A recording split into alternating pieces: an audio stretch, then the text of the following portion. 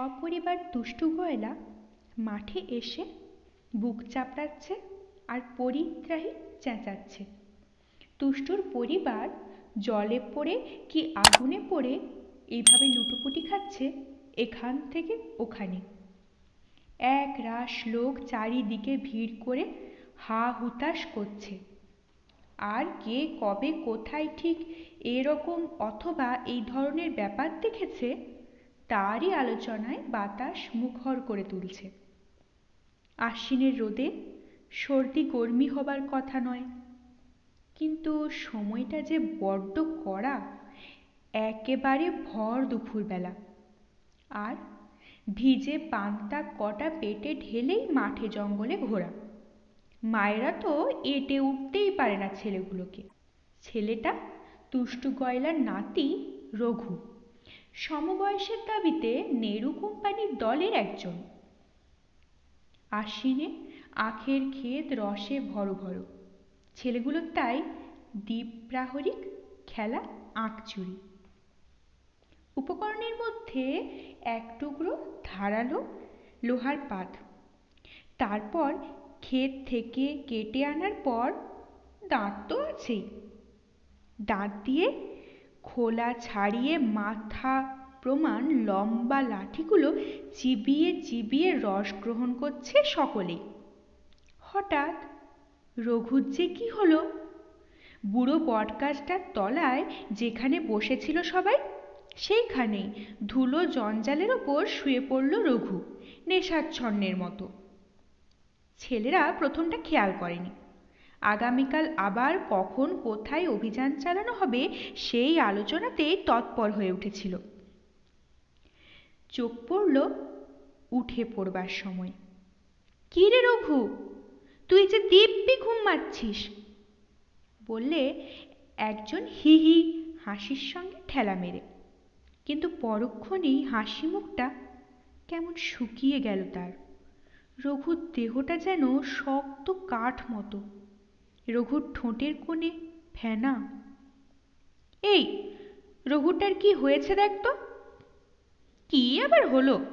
বেপরোয়া ছেলেগুলো রঘুর গায়ে হাত দিয়ে প্রথমটা হাসির ফোয়ারা ছোটালো।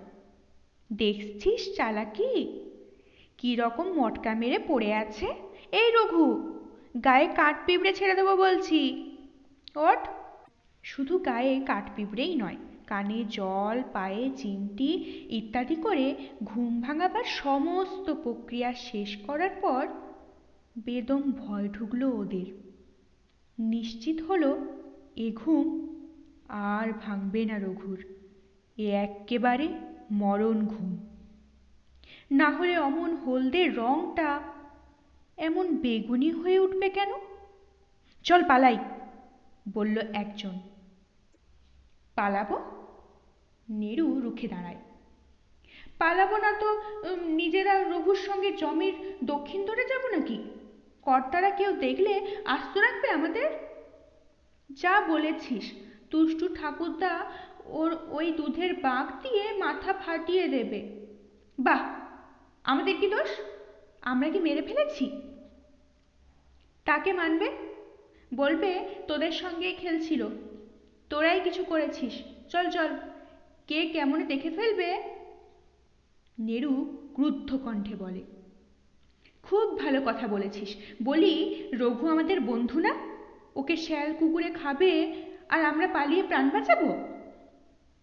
রঘু বন্ধু, এ কথা সকলেরই মনে কাজ করছিল, কিন্তু ভয় কাজ করছিল তার চাইতে অনেক বেশি। কাজেই আর একজন বাস্তববাদী এবং ঈশ্বরবাদী বালক উদাস মুখে বলে, ভগবান ওর কপালে যা লিখেছে তাই হবে, আমাদের কি সাধ্যি যে খণ্ডাই। আর রঘুর মা যখন বলবে, তোমাদের সঙ্গে খেলতে গিয়েছিল রঘু, সে তো বাড়ি ফিরল না, কোথায় সে গেল বাবা? তখন কি বলবি? বলবো আজ রঘু আমাদের সঙ্গে খেলতে যায়নি। মিথ্যে কথা বলবি? তা কি করব, বিপাকে পড়লে স্বয়ং নারায়ণও মিছে কথা বলে। বলে? তোকে বলেছে? নেরু তীব্র কণ্ঠে বলে ওঠে। পাহারা দে তোরা ওকে, আমি গিয়ে দেখি মেজো কাকা বাড়ি আছেন কি না। আর মেজো কাকা জম্মে ওকে গ্রাস করেছে রে নেরু। তাতে মেজো কাকা ডরায় না। জটাদার বউ তো মরে গেছিল, বাঁচাননি?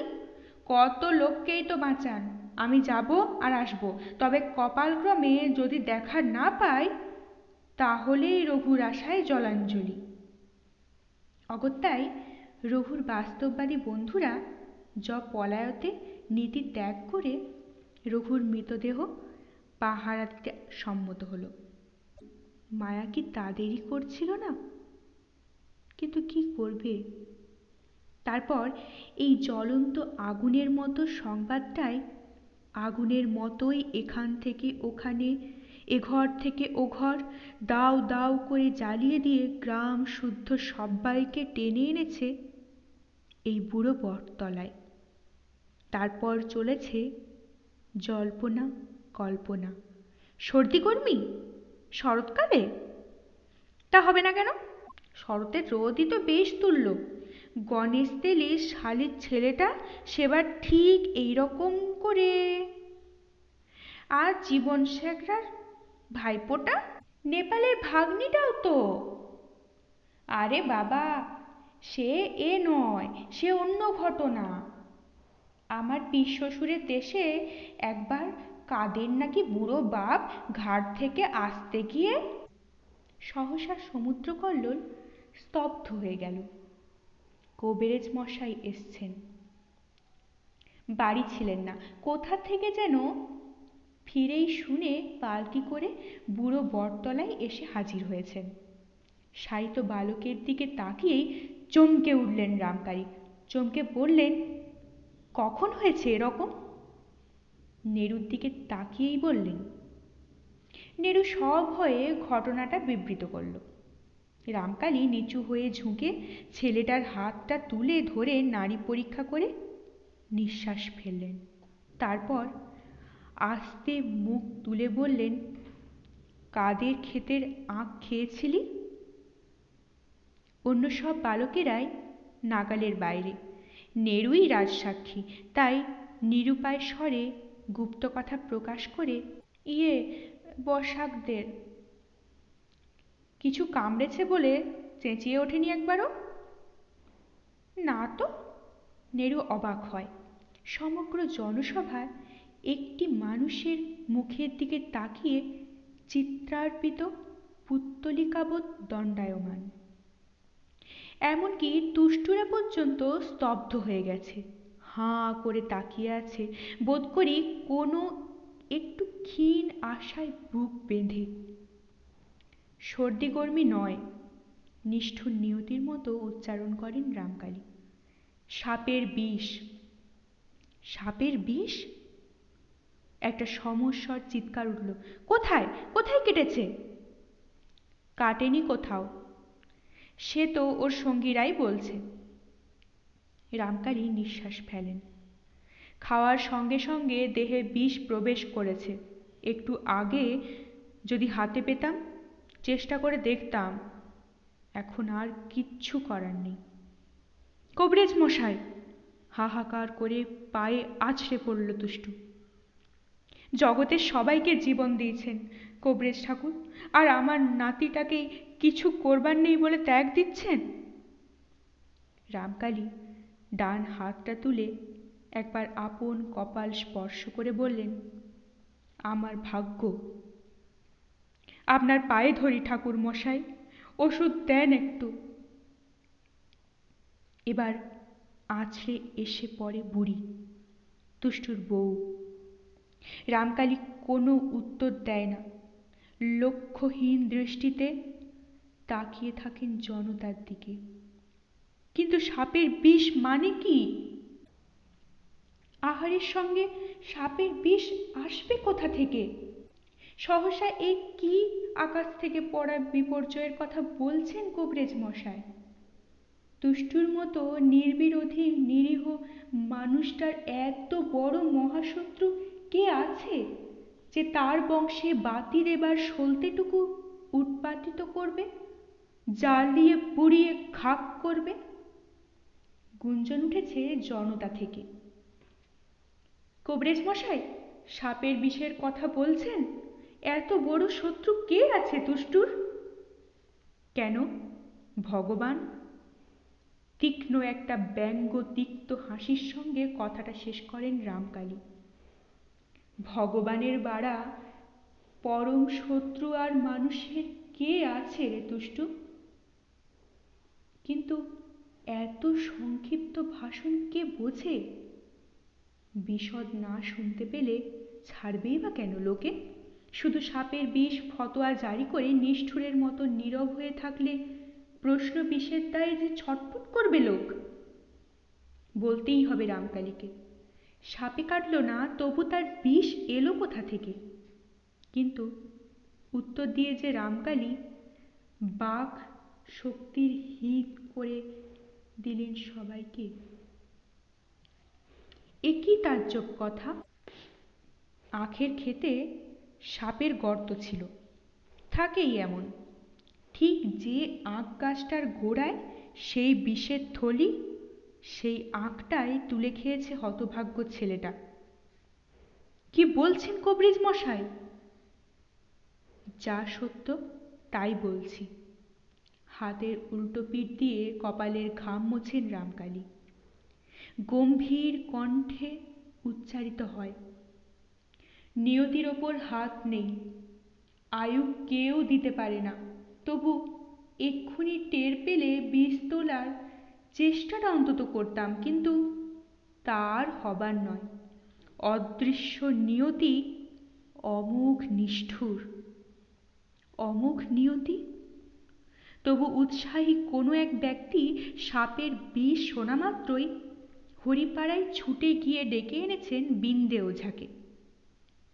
বিন্দে এসেও ধীরে ধীরে মাথা নাড়ে, অর্থাৎ সেই এক কথা, আর কিচ্ছু করবার নেই। কিন্তু মরাকে বাঁচাতে না পারুক, জ্যান্তটাকে তো মারতে পারে বিন্দে। সেই সর্বনাশের মূল স্বয়ং যমটাকে মন্ত্রের জোরে শেষ করে দিক সে। জনমত প্রবল হয়ে ওঠে। হয়তো এই তীব্র বাসনার মধ্যে অন্য একটা প্রচ্ছন্ন বাসনাও সুপ্ত হয়ে রয়েছে। সন্দেহ নেই রামকালী কবিরাজ দেবতা, তার বিচার নির্ভুল, কিন্তু এ হেন কৌতূহলোদ্দীপক কথাটার একটা ফয়সালা তো হওয়া দরকার। বিন্দেকে ঝুলোঝুলি করতে থাকে সবাই।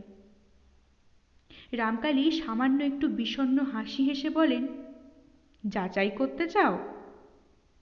হায় হায়, আগে কি কথা, কি বলছেন ঠাকুর মশাই? যা বলছি তাতে ভুল নেই বাবা সকল।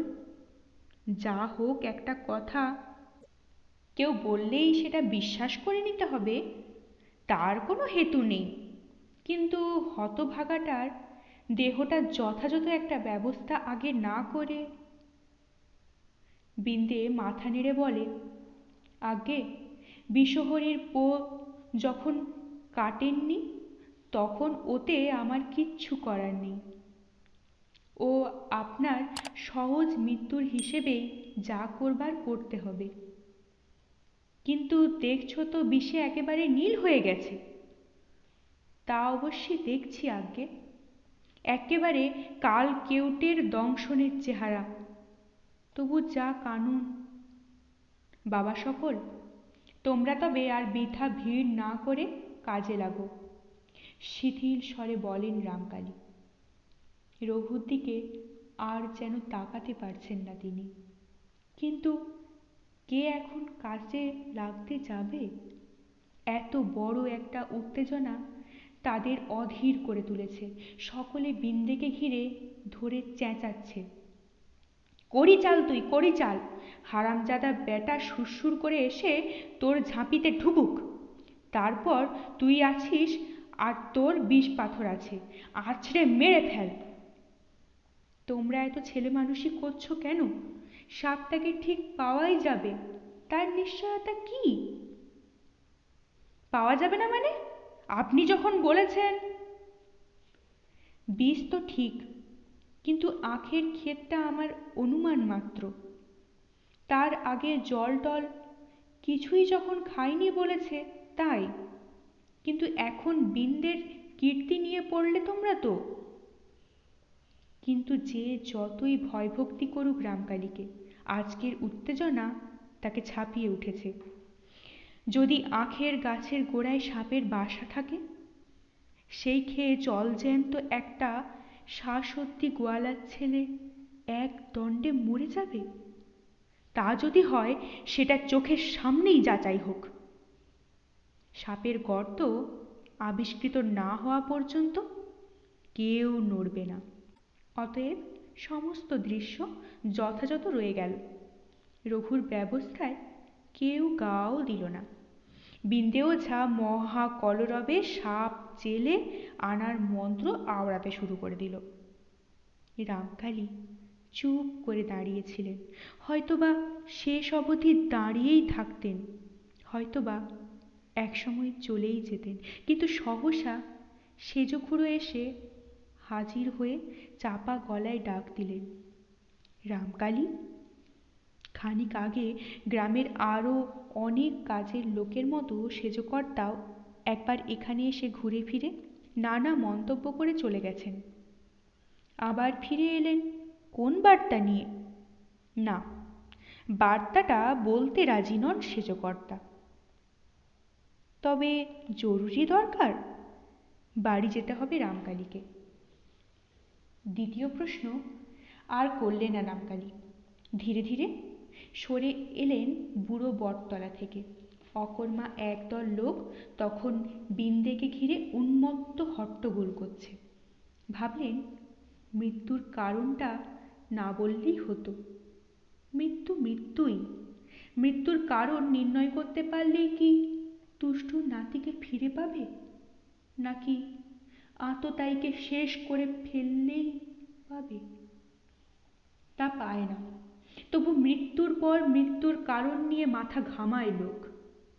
আর খুন হলে নিহত ব্যক্তির হত্যাকারীর ফাঁসি ঘটাবার জন্য মরণ বাঁচন পণ করে লড়ে। আকাশ আর পাতাল, পাহাড় আর সমুদ্র, কোন পরিবেশ থেকে কোন পরিবেশে। কিন্তু ঘটনাটা যাই হোক, রামকালীর অন্তঃপুরেও প্রায় শোকেরই দৃশ্য। দিনতারিণী চোখ মুছছেন। চোখ মুছছেন কাশীশ্বরী। ভুবনেশ্বরী মূর্ছাতুরার মতো পড়ে আছে এক পাশে। মোক্ষদা দাপিয়ে বেড়াচ্ছেন এবং সেজখুড়ি, কুঞ্জর বউ, আশ্রিতা, অনুগতা প্রভৃতি অন্যান্য নারীকুল নিম্নস্বরে রামকালীর জেদ, তেজ ও দূরদর্শিতার নিন্দাবাজ করছেন। শুধু সারদা সেখানে নেই। সে তদব্যস্তে কুটুমবাড়ির লোকের আহার আয়োজনে ব্যাপৃত হয়েছে। তুষ্টু গয়লার নাতির ব্যাপারটা নিয়ে সারা গ্রাম আজ তোলপাড়। তবে বাইরের কোনো হুজুকে এ বাড়ির অন্তঃপুরিকাদের উঁকি দেবার অধিকার নেই, বাদে মোক্ষদা। মোক্ষদা একবার দেখে এসে স্নান করেছেন, আজ যাবেন না, গিয়ে করবেনই বা কি।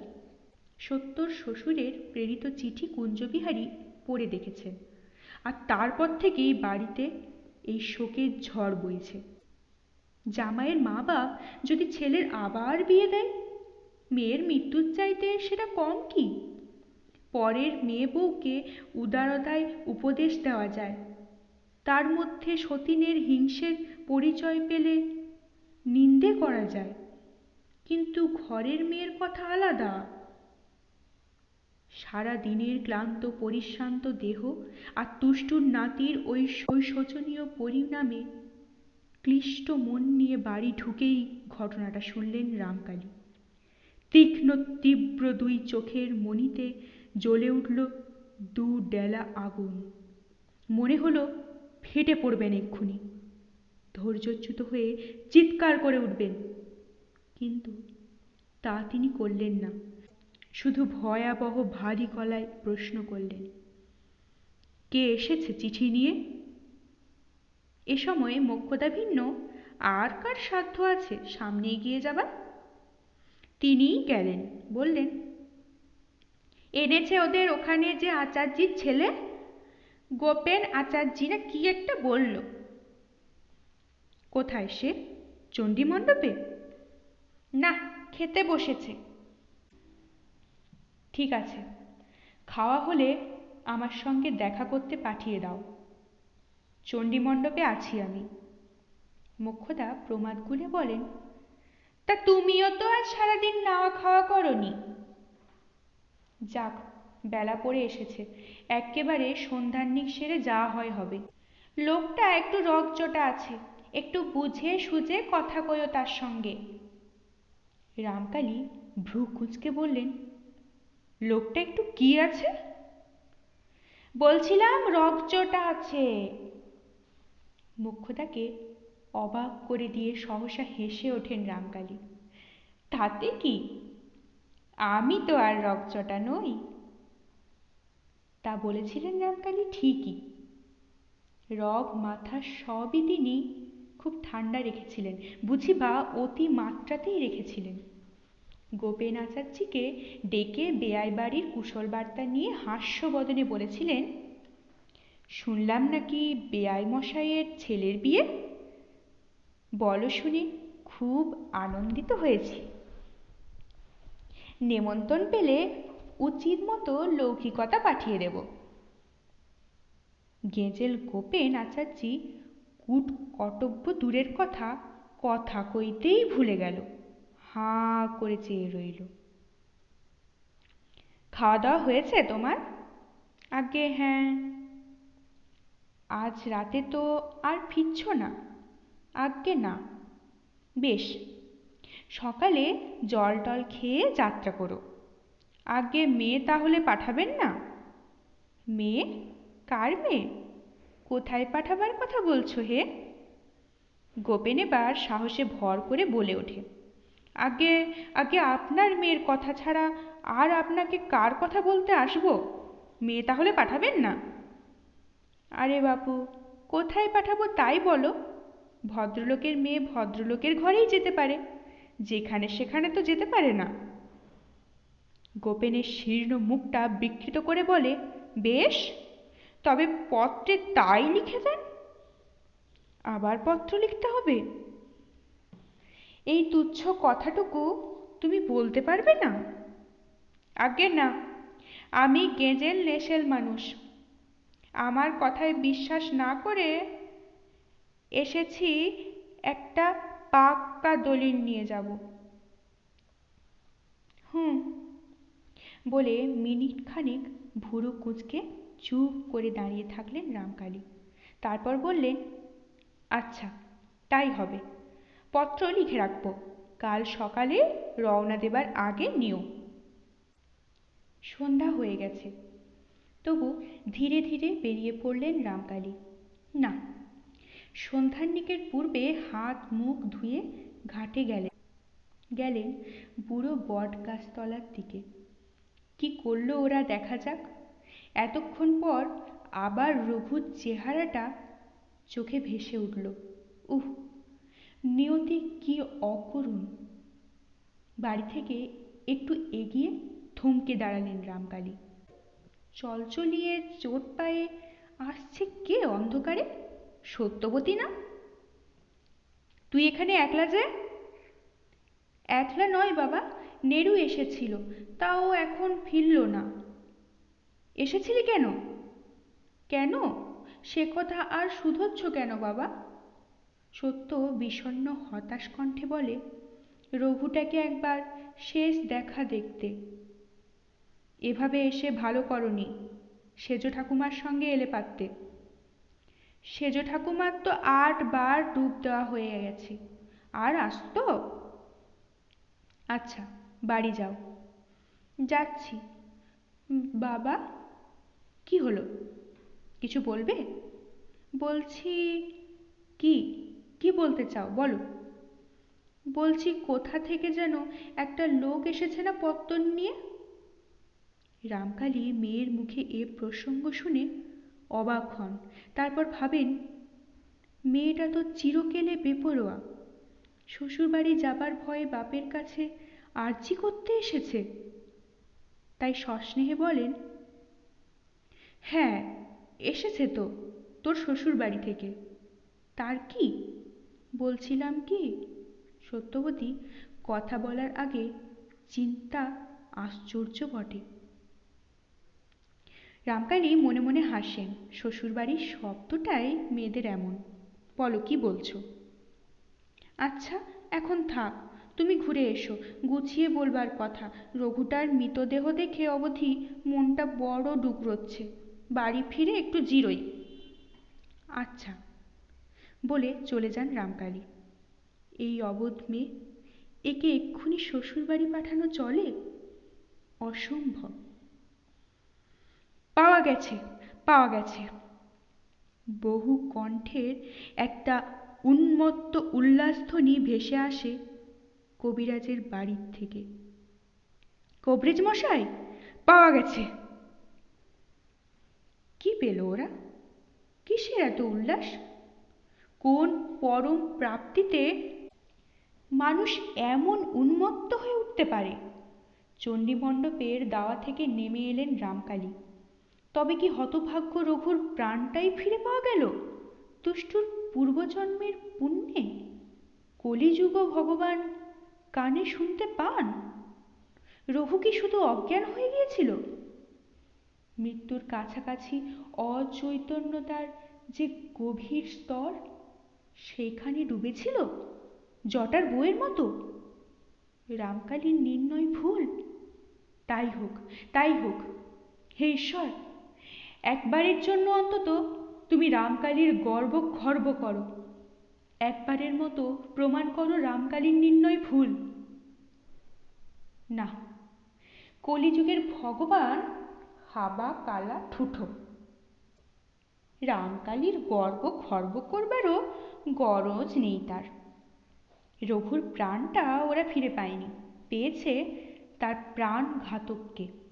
ওঝার মন্ত্রচালনার গুণে সাপটা এসে লুটিয়ে পড়েছে মুখে ফেনা ভেঙে।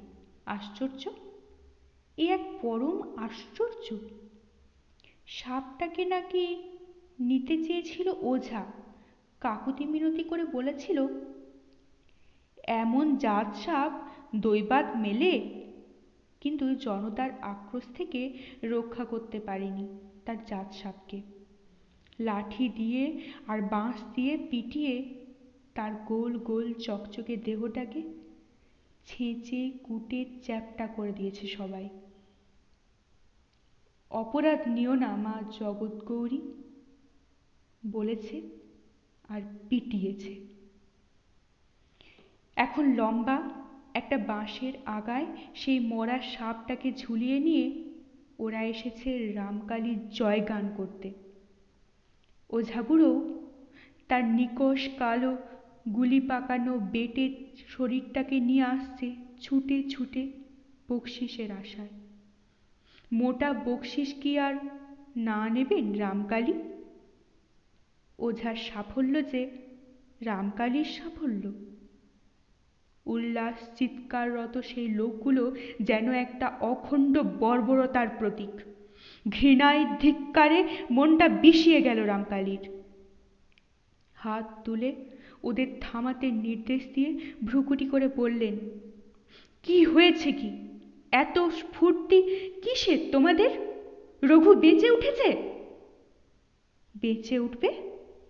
একজন মহৎ সাহেব বলে ওঠে। ভগবানের সাধ্য কি ওকে বাঁচায়? একেবারে কাল নাগিনীর বিষ। কিন্তু ধন্যী বলি কবিরাজ মশাই আপনার শিক্ষা, কামড়ায়নি, শুধু। থামো! ধমকে ওঠেন রামকালী। তা ওই নিয়ে এত হইচই করছো কি জন্য? একটা বালক এখনো মরে পড়ে আছে। সহসা একটা প্রবল আবেগে কণ্ঠরুদ্ধ হয়ে আসে রামকালী চাটুজ্যের, যেমনটা তার বড় হয় না। রঘুর এই শোচনীয় মৃত্যুটা বড় লেগেছে রামকালীর। বারবার মনে হচ্ছে হয়তো সময় থাকতে রামকালীর হাতে পড়লে বেঁচে যেত ছেলেটা। ভাবতে চেষ্টা করছেন নিয়তি অমোঘ, আয়ু নির্দিষ্ট। এ চিন্তা মূঢ়তা। তবু যে চিন্তাকে রোধ করতে পারছেন না। বিষ নিবারক ওষুধগুলো তাদের নাম আর চেহারা নিয়ে অনবরত মনে ধাক্কা দিচ্ছে। আগে কর্তা, মা বিষহরী নিলে কে কি করতে পারে, তবে কীর্তি একটা দেখালেন বটে, বলে ওঠেন ওঝা বুড়ো। তবে আমাকেও মুখে রক্ত তুলে খাটতে হয়েছে কর্তা। বেটি কি আসতে চায়? একেবারে মোক্ষম মন্তর ঝেড়ে তবে। বেশ, শুনে সুখী হলাম। যাও, তোমরা এখন ওটার একটা সদ্গতি করোগে। সাপ মারলে তাকে শাস্ত্রীয় আচারে দাহ করা নিয়ম, সেই কথাই উল্লেখ করে কথাটা বলেন। তারপর ঈষৎ গাঢ়স্বরে বলেন, আর সেই হতভাগাটারও একটা গতির ব্যবস্থা করোগে। দুষ্টুর একার ঘাড়ে সব দায়টা চাপিয়ে নিশ্চিন্ত থেকো না। জনতার উল্লাস একটু ব্যাহত হয়। এটা কি হলো? এমনটা তো তারা আশাও করেনি। ভেবেছিল সাপটা আবিষ্কৃত হয়েছে দেখে নিঃসন্দেহে উৎফুল্ল হবেন রামকালী, কারণ এটা তার জয় পতাকা বলা চলে। অনেকের মধ্যেই তো একটা অবিশ্বাস উঁকি দিচ্ছিল কবিরাজ মশাইয়ের প্রতি অপরিসীম বিশ্বাস সত্ত্বেও। একেবারে একটা অসম্ভব কথাই যে বলেছিলেন রামকালী, অসম্ভব যে সম্ভব হয় এ কথা প্রমাণ করত কে এই সাপ ছাড়া? অথচ রামকালী যেন নির্বিকার। ক্ষুব্ধ হলো, আহত হলো ওরা। সে ব্যবস্থা কি আর না করছে কবিরাজ মশাই? ওরা বলে, এতক্ষণে বাঁশ কাটা হয়ে গেল বোধ হয়। তবে কথা হচ্ছে সাপের মরা, ওকে তো ভাসাতে হবে। না, ভারী গলায় বলেন রামকালী, সাপে কাটেনি, যথারীতি দাহর ব্যবস্থাই করোগে। কতকগুলো হইচই করো না। বাঁশ ঘাড়ে করে চলে গেল ওরা। তার পেছনে গ্রাম ঝাঁটানো ছেলে মেয়ে ইতর ভদ্র। ওদের গমন পথের দিকে তাকিয়ে থাকতে থাকতে হঠাৎ মনে হলো রামকালীর, এরা আমাদের আত্মীয়, এই আমাদের প্রতিবেশী। বুনো জঙ্গুলে কোনো সাঁওতালদের থেকে এরা কি এমন উন্নত? বর্বরতার সুযোগ পেলেই তো মেতে উঠতে চায় এরা বন্য বর্বরতায়।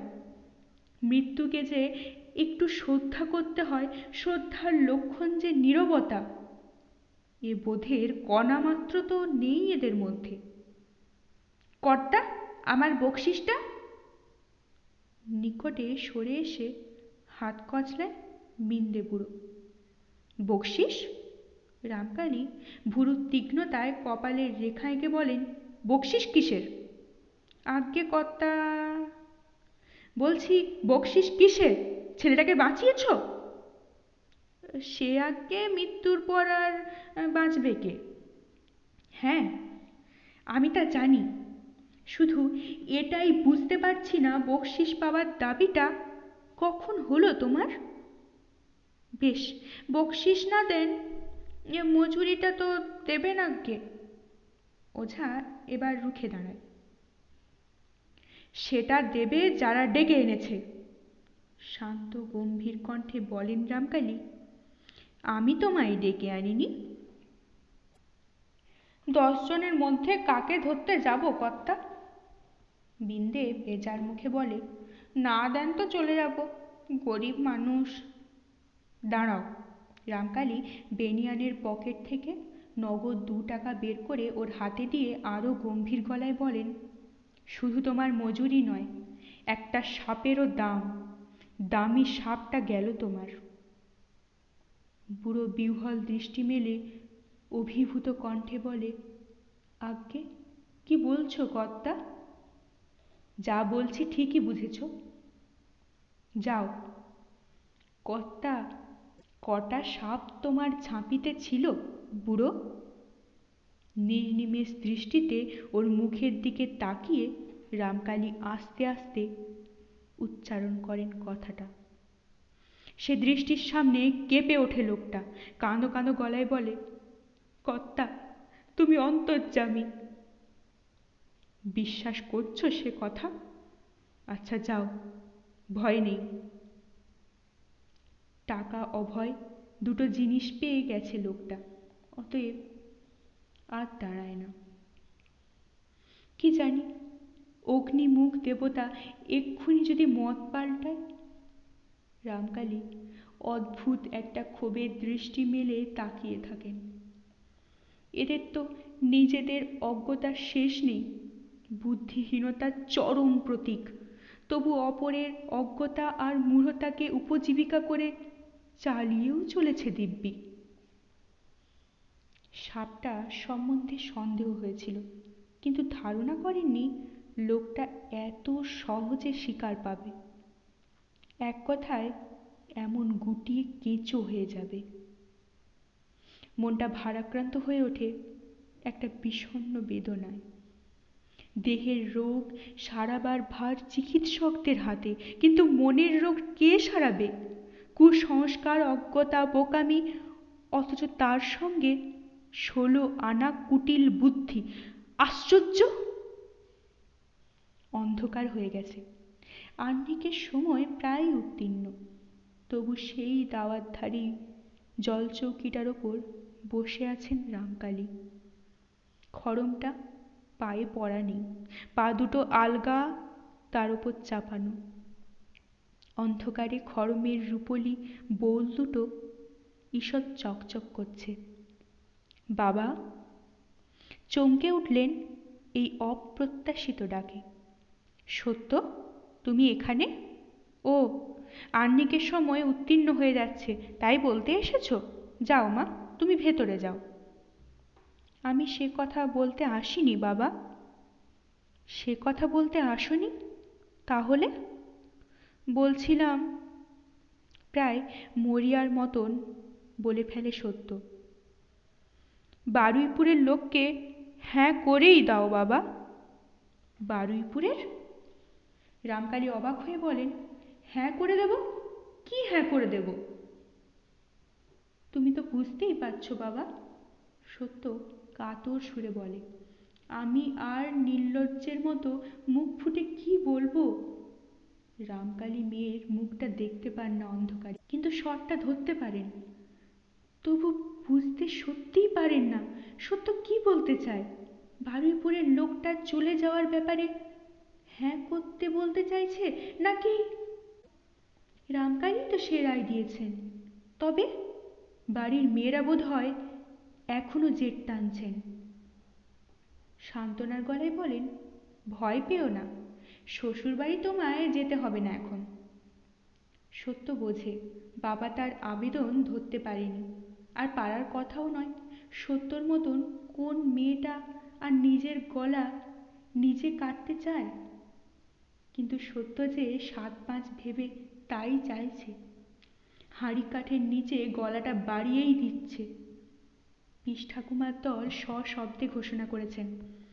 অহংকারে ধরাকে সরা দেখছে রামকালী, মেয়ের আখের ঘোচালেন। কুটুমরা রক্তমাংসের মানুষ বই তো কাঠপাথর নয় যে অত অপমান সহ্য করে বসে থাকবে। ছেলের আবার বিয়ে দেবেই নিঘাত, আর রামকালী চিরকাল মেয়ে গলায় করে বসে থাকবেন। গলায় পড়া মেয়ের মানেই তো হাতে পায়ে বেড়ি। সত্য ভেবে ঠিক করেছে, বাপ মায়ের হাতে পায়ে বেড়ি হয়ে থাকাটা কোনো কাজের কথা নয়। তার চাইতে বাপের সুমতি করানোই ভালো। কিন্তু বাবা তার বক্তব্যই ধরতে পারছেন না, অতএব আর লজ্জার আবরণ রাখা চলল না। সত্য সকালবেলার চিড়ে তার জল খাওয়ার মতো চোখ কান বুজে বলেই ফেলল, সে ভয়কে আমি মনে ধরাচ্ছি না বাবা, বরং উল্টো কথাই বলছি। ও তুমি পাঠাবার মন করেই দাও, আমার কপালে মরণ বাঁচন যা আছে হবে। রামকালী স্তম্ভিত হলেন। এ যাবৎ মেয়ের বহু দুঃসাহসের পরিচয় তিনি পেয়েছেন, সে দুঃসাহস পরিপাকও করেছেন, কারণ তার অর্থ হৃদয়ঙ্গম করেছেন। কিন্তু এটা কি? নিজে সেদে শ্বশুর বাড়ি যেতে চাইছে সে? বয়স্থা মেয়ে নয় যে চাওয়ার জন্য অর্থ করবে। তবে কণ্ঠস্বর গম্ভীর হল, হয়তো একটু বা রূঢ়। তুমি ইচ্ছে করে শ্বশুর বাড়ি যেতে চাইছো? যেতে চাইছি কি আর সাধে? বাবার কণ্ঠস্বরে দৃঢ়তার আভাস সত্যর চোখে প্রায় জল এনে ফেলেছে। চাইছি অনেক ভেবে চিনতে, কুটুমকে চটিয়ে শুধু গেরো ডেকে আনাবই তো নয়। রামকালী বুঝলেন বাড়িতে এ ধরনের কথার চাষ চলেছে, অবোধ শিশু শিখবেই তো। কিন্তু তাই বলে এতই কি অবোধ যে বাপের সামনে কোন কথা বলতে হয় তাও বোঝে না? কঠিন স্বরে বললেন, আমার গেরোর কথা আমিই বুঝবো, তুমি ছেলে মানুষ, এ নিয়ে ভাববার বা এসব কথার থাকবার দরকার নেই, এটা বাচালতা। কিন্তু সত্য তো দমবে না। হাল ছেড়ে পালিয়ে যাওয়া সত্যর কোষ্ঠীতে লেখেনি। তাই ম্লান হলেও জোরালো স্বরে বলে, সে তো বুঝেছি বাবা, বাচালতা, নির্লজ্জতা, কিন্তু উপায় কি? সমীর সে যে প্রবল, এরপর যখন তোমাকে আমায় নিয়ে ভুগতে হবে তখন যে মরেও শান্তি পাবে না। ওরা ছেলের আবার বিয়ে নাকি দেবে বলেছে, সেটা তো অপমাননি। তুচ্ছ একটা মেয়ে সন্তানের জন্য কেন তোমার উঁচু মাথা হেঁট হতে যাবে বাবা? রামকালীর মনে হলো প্রচণ্ড একটা ধমকে মেয়ের বাচালতা ঠান্ডা করে দেন, কিন্তু পরক্ষণেই একটা বিপরীত ভাবের ধাক্কা এলো। মেয়ের মনের মধ্যে আছে কি? এতটুকু মেয়ে এত কথা ভাবেই বা কেন? আর এতখানি দুর্জয় সাহসী বা সংগ্রহ করলো কোথা থেকে? বাপের সঙ্গে শ্বশুর বাড়ি যাওয়ার আলোচনা ভূভারতে আর কোনো মেয়ে করেছে কখনো? তাও রামকালীর মতো রাস ভারী বাবা, মা দিনতারিণী পর্যন্ত যার সঙ্গে সমীহ করে কথা বলেন। তাছাড়া শ্বশুরবাড়ি শব্দটাই তো মেয়েদের কাছে সাপ, খোপ, বাঘ, ভাল্লুক, ভূত, চোর এসব কিছু চাইতেও ভয়ের। সে ভয়কেও জয় করেছে সত্য কোন নির্ভয় মন্ত্রের জোরে। ঠিক করলেন ধমকে ঠান্ডা করবেন না, শেষ অবধি ধৈর্য ধরে শুনবেন ওর কথা। দেখবেন ওর মনের গতির বৈচিত্র্য। রাগের বদলে একটা বিস্মিত কৌতূহল জাগছে। শান্ত গলায় বললেন, মেয়ে সন্তান যে তুষ্টু এটা তো তুমি কখনো বলো না? বলি না, অবস্থাই বলাচ্ছে বাবা। তুষ্টু না হলে আর তাকে সাত তাড়াতাড়ি পরগোত্তর করে দিতে হয়? একটা সন্তান বলে কথা, তাও তো ঘরে রাখতে পারোনি। তবে আর মিথ্যে মায়ায় জড়িয়ে কি হবে বাবা? সেই পরগোত্তরই যখন করে দিয়েছ তখন আর জোর কি? আজ নয় কাল তো পাঠাতেই হবে। বলতে তো পারবে না দেব না আমার মেয়ে? তবে পাঠাবার একটা সময় আছে, নিয়ম আছে, সে তুমি এখন বুঝবে না। ও নিয়ে মিছে মাথা খারাপ করো না। যাও, ভেতরে যাও। ভেতরে নয় যাচ্ছি, কিন্তু মনের ভেতরে তোলপাড় হচ্ছে বাবা। রঘুর মৃত্যু আজ আমার দৃষ্টি খুলে দিয়েছে। ভগবানের রাজ্যেই যখন সময় বাঁধা নেই, নিয়ম নেই, তখন মানুষের আর কি থাকবে? এই আজ আমাকে পরের ঘরে পাঠাতে বুক ফাটছে তোমার। এক্ষুনি যদি মৃত্যু এসে দাঁড়ায়, দিতে তো হবে তার হাতে তুলে। সহসা আঁচলের কোণ খুলে চোখটা মুছে নেয় সত্য। তারপর ভারী গলায় বলে, তখন তো বলতে পারবে না, এখনো সময় আসেনি, নিয়ম নেই। ও শ্বশুরবাড়ি আর জমের বাড়ি দুই এখনই সমতুল্য। তখন আর মনে খেদ রেখো না, পাঠিয়ে দিয়ে মনে করো সত্য মরে গেছে। আর বোধ করি শক্ত থাকতে পারে না সত্য। নিজের এই কাল্পনিক মৃত্যুর শোকেই ফুঁপিয়ে কেঁদে ওঠে। স্তব্ধ রামকালী সে কন্দনবতীর দিকে তাকিয়ে থাকে। মেয়েটা কি শুধুই শেখা বুলি কপছে যায়, না সত্যিই এমন করে ভাবে?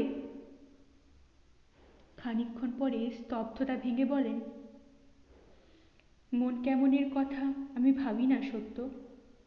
তুমি বড়দের মতো কথা বলতে শিখেছ তাই বলছি। তোমায় পাঠালে আমার মান থাকবে না।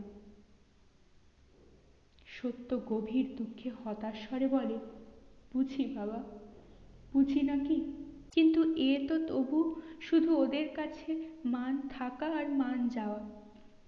গলবস্তর হয়ে যেদিন ওদের ঘরে মেয়ে দিয়েছ, মান তো সেদিনই গেছে। কিন্তু ওরা যদি তোমার মেয়েকে ত্যাগ দেয়, তাহলে যে দেশ শুদ্ধ লোকের কাছে হতমান্যি। দুদিক বিবেচনা করো বাবা।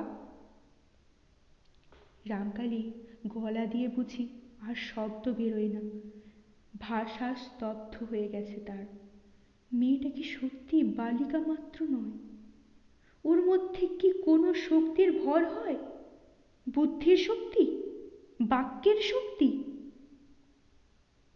আচ্ছা, তুমি যাও, আমি ভেবে দেখছি। ভাবো, যা পারো আজ রাত্রির মধ্যে ভেবে নাও। ওই হতচ্ছাড়াটা তো রাত পোহাতেই বিদেয় হবে। ছি মা, শ্বশুরবাড়ির লোকের সম্পর্কে কি এভাবে কথা বলতে আছে? নেই তা তো জানি বাবা, কিন্তু দেখে যে অপিট আসছে। কুটুম বাড়িতে পাঠাবার যোগ্য একটা লোকও জোটেনি। রামকালী ঈষৎ তরল কণ্ঠে বলে ওঠেন, তুই তো আমার মুখ হেট হবার ভয়ে সারা, কিন্তু শ্বশুররা ত্যাগ না দিয়ে কি ছাড়বে তোকে? দুদিন ঘর করেই তো ফেরত দেবে, তোকে নিয়ে কে ঘর করবে সত্য? এত বাক্যি কে সইতে পারবে? সত্য সগৌরবে মাথা তুলে বলে, সে তুমি নিশ্চিন্তি থেকো বাবা, সত্যকে দিয়ে তোমার মুখ কখনো হেট হবে না। রামকালী গভীর স্নেহে মেয়ের পিঠে একটু হাত রাখেন। মেয়েটা যে কি তিনি বুঝেই উঠতে পারেন না। থেকে থেকে সে যেন তীক্ষ্ণ একটা প্রশ্নের মতো তার সামনে এসে দাঁড়ায়। যে কথাগুলো বলে সব সময় সেগুলো মেয়ের শেখা কথা বলে উড়িয়ে দেওয়াও শক্ত। সেসব কথা নিশ্চিন্ত করে, বুঝি বা ভীতিও করে। তবু রামকালী ওকে বুঝেছেন, কিন্তু পৃথিবী কি ওকে বুঝবে? ও কেন সাধারণ হলো না, পুণ্যির মতো বাড়ির আর 5টা মেয়ের মতো? রামকালী তাহলে ওর সম্পর্কে নিশ্চিন্ত থাকতেন, সুখী হতেন। কিন্তু সত্যিই কি সুখী হতেন? সত্য সাধারণ হলে, বোকা হলে, ভোঁদা হলে? সত্যকে যে তার একটা দামি জিনিস বলেই মনে হয়। এটা কি হতো তাহলে? কেবলমাত্র স্নেহের ওজন ছাপিয়ে পাল্লাটা এত ভারী করে তুলতে পারতেন? যাও মা, ভেতরে যাও, আহ্নিক করবো এবার। যাচ্ছি। উঠে দাঁড়িয়েই রামকালীর অসাধারণ মেয়ে সহসাই একটা হাস্যকর সাধারণ কথা বলে বসে, ভেতর দালান পর্যন্ত একটু এগিয়ে দেবে বাবা? এগিয়ে দেব কেন রে? রঘুর দৃশ্যটা দেখে অবধি গাটা কেমন ছমছম করছে বাবা, মেলাই অন্ধকার ওখানটা। হ্যাঁ হ্যাঁ চল, যাচ্ছি আমি। কেন যে তুমি গেলে সেখানে, ভালো করনি। রামকালী কি একটু আশ্বস্ত হলেন তার নির্ভীক মেয়ের এই ভয়টুকু দেখে? মেলাই অন্ধকারটা পার হয়ে এসে সত্য একবার থমকে দাঁড়ালো, তারপর ঝপ করে বলে উঠল, ভাবতে ভুলে যেও না বাবা। ভাবতে? কি ভাবতে? ও। অন্যমনস্কতা থেকে সচেতনতায় ফিরে আসেন রামকালী। ভেবেছি, পাঠিয়ে দেব তোমায়। সহসা কান্নায় উঠলে উঠল সত্য। আমার উপর রাগ করলে বাবা? না, রাগ করিনি। আবার আনবে তো? কান্না অদম্য হয়ে ওঠে। ওরা যদি পাঠায়, নির্লিপ্ত কণ্ঠে বলেন রামকালী। পাঠাবে না বই কি? ইস! মুহূর্তে কান্না থামিয়ে উদ্দীপ্ত হয়ে ওঠে সত্য। তুমি ওদের মান রাখছো আর ওরা তোমার মান রাখবে না? পাছে কুটুম্বর সঙ্গে অসরস হয়, আসা যাওয়া বন্ধ হয়, এই ভয়ে বুক ফেটে যাচ্ছে, তবু যেতে চাইছি আমি। বুঝবে না তারা সে কথা? রামকালী আর একবার চমৎকৃত হলেন। অতটুকু মগজে এত তলিয়ে ও ভাবে কি করে? তারপর হতাশ নিঃশ্বাস ফেললেন। বুঝবার কথা যদি সবাই বুঝত। মেয়ের বিয়ে দেবার সময় জামাইয়ের রূপ দেখে নেওয়া যায়, কুল দেখে নেওয়া যায়, অবস্থা দেখে নেওয়া যায়, কিন্তু তার সংসার শুদ্ধ পরিজনের প্রকৃতি তো আর দেখে নেওয়া যায় না। মেয়েকে রামকালী গৌরী দান করেছেন। পাত্র খোঁজার সময় দিনতারিণী বলেছিলেন, তোমার মোটে একটা মেয়ে, পরের ঘরে কেন দেবে? একটা সুন্দর দেখে কুলীনের ছেলে নিয়ে এসো, ঘর জামাই রাখো। ভুবনেশ্বরীও স্পন্দিত চিত্তে শাশুড়ির অন্তরালে বসে রায় শুনবার জন্য হাঁ করেছিল। কিন্তু রামকালী তাদের আশায় জল ঢাললেন, বললেন, ঘর জামাই? ছি ছি ছি। কেন? দিনতারিণী বুকের ভয় চেপে জেদে সুরেই বলেছেন, লোকে কি এমন করে না? লোকে তো কত কি করে মা। তা বৌমার যে তোমার ছেলেপুলে হবে এ আশা দেখি না। কুষ্টিতেও নাকি আছে এক সন্তান। তাহলে তোমার বিষয় আশয় তো জামাই পাবে। ছোট থেকে গড়ে পিঠে তৈরি না করলে। রামকালী তীব্র প্রতিবাদে মাকে নির্বাক করে দিয়েছিলেন। রাসু থাকতে, তার ভাইয়েরা থাকতে জামাই বিষয় পাবে এ কথা তুমি মুখে আনলে কি করে মা? ছি ছি। সত্য কেন তার বাপের ভাত খেতে যাবে? এমন পাত্রে দেব যাতে জামাইকে শ্বশুরের বিষয়ে লোভই না করতে হয়। তা সে কথা রামকালী রেখেছিলেন। মেয়ের যা বিয়ে দিয়েছিলেন, শ্বশুরের সম্পত্তিতে লোভ করার দরকার তাদের নেই। বিষয় আশয় ঢের। সেও বাপের এক ছেলে, শুনেছে বাপ একটু কৃপণ, তাই সে আর কি করা যাবে? সব নিখুঁত কি হয়? তেমন যে চাঁদের মতো জামাই, তাছাড়া পরম কুলীন, এর বেশি আর কি দেখা যায়? কিন্তু লোভ কি মানুষ দরকার বুঝে করে? রামকালী কি স্বপ্নেও ভেবেছেন তার পরম কুলীন বেহাই সেইন দৃষ্টি মেলে বসে আছেন তার বিষয়ের দিকে?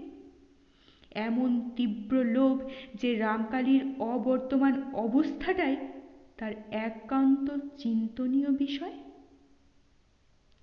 রামকালীর চাইতে বছর 10 বড় হয়েও নিজে তিনি চিরবর্তমান থাকবেন এমনটাই আশা। এসব জানে না রামকালী, শুধু জামাই পাঠ চর্চা করছে এটা জেনেছেন, জেনে সন্তুষ্ট হয়েছেন। স্মৃচ্ছবিদ্যা বলে হেয় করবেন এমন সংস্কারাচ্ছন্ন রামকালী নন। শিখুক, ভালোই। স্মৃচ্ছদেরই তো রাজত্ব চলছে এখন। ভালো লাগলে অবশ্যই লাইক করবেন, শেয়ার করবেন। পরবর্তী পর্বে চোখ রাখতে চ্যানেলটিকে অবশ্যই সাবস্ক্রাইব করবেন ও প্রতিটি পর্ব মিস না করার জন্য বেল আইকনটি প্রেস করবেন। আপনাদের অভিমত কমেন্ট বক্সে অবশ্যই জানাবেন। অনেক ধন্যবাদ। নমস্কার।